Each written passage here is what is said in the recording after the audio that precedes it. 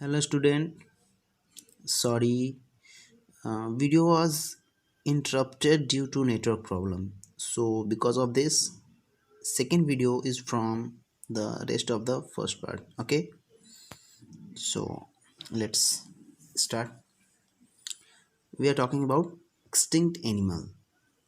Extinct animal.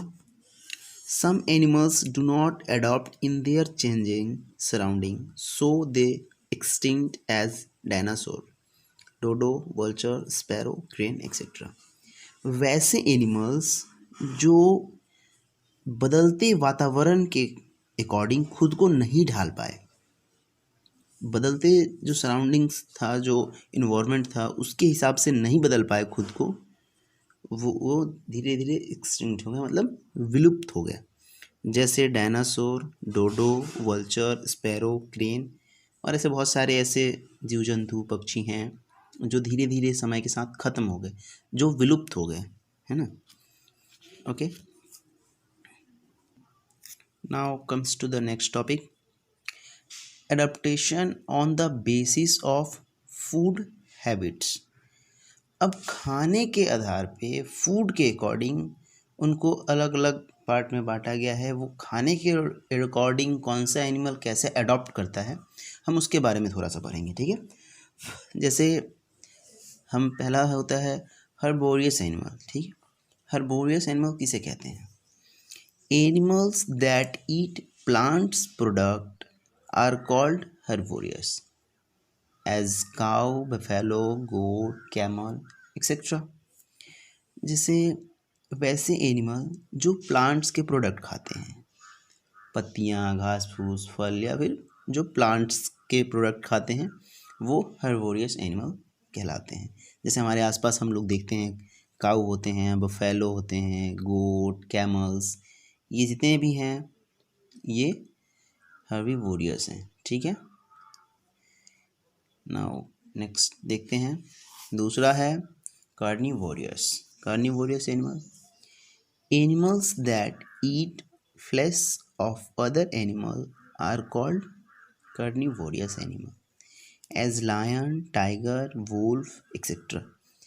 अब वैसे जानवर जो दूसरे जानवरों के मांस पे डिपेंड होते हैं, उनके फ्लैश पे डिपेंड होते हैं, वो कहे जाते हैं कार्निवोरियस एनिमल, ठीक है। जैसे शेर हो गया, बाघ हो गया, भेड़िया हो गया, ऐसे बहुत सारे हैं, ठीक। नेक्स्ट है omnivorous animal.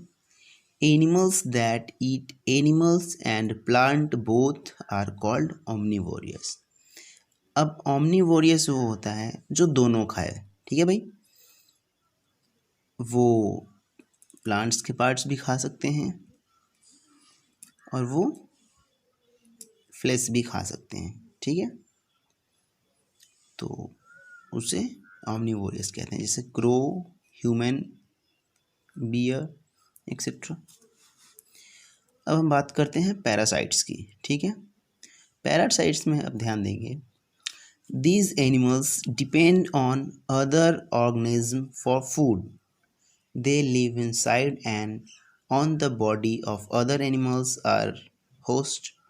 Such animals suck blood from other animals, as lice, bedbugs, leeches, and mosquitoes suck blood from animals. Tapeworm, hookworm, and redworm are microbes that live inside our bodies. देखिए, अब वैसे animals जो दूसरे animals पे depend करते हैं, दूसरे जानवरों के ऑर्गेनिज्म पे डिपेंड करते हैं, उनसे वो खाना लेते हैं, उसे पैरासाइट्स बोलते हैं, ठीक है।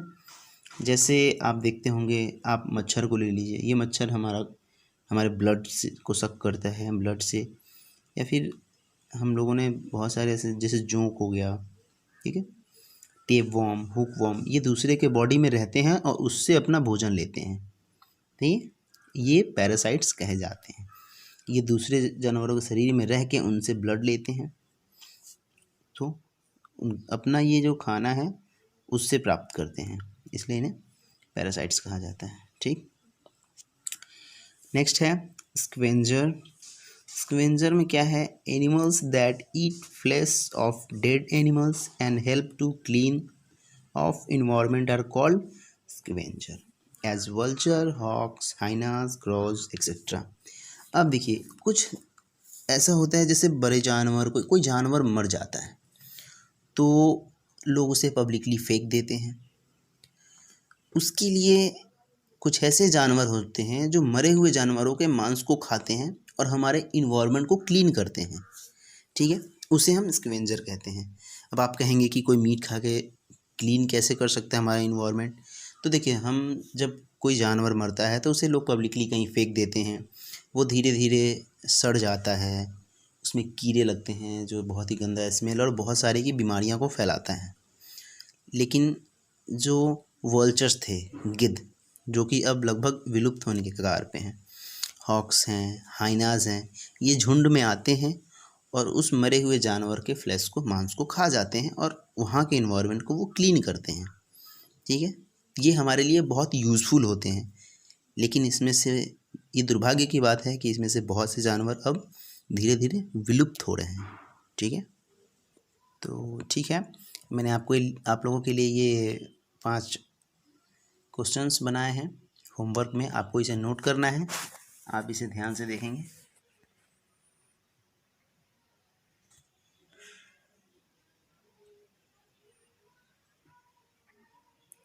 ठीक है स्टूडेंट्स, इसको आप अपने नोटबुक में कॉपी करेंगे, इसे बनाएंगे। जो पीछे पढ़ाया गया है ये सारे उसी में से दिए गए हैं, तो आप इसे अच्छे से पढ़ के समझ के बना लेंगे। अगर आपको कोई दिक्कत होती है तो आप नीचे कमेंट कर सकते हैं वीडियो सेक्शन में, मैं वो चीज़ आपको एक्सप्लेन कर दूंगा। ठीक है स्टूडेंट्स, थैंक यू, बाय।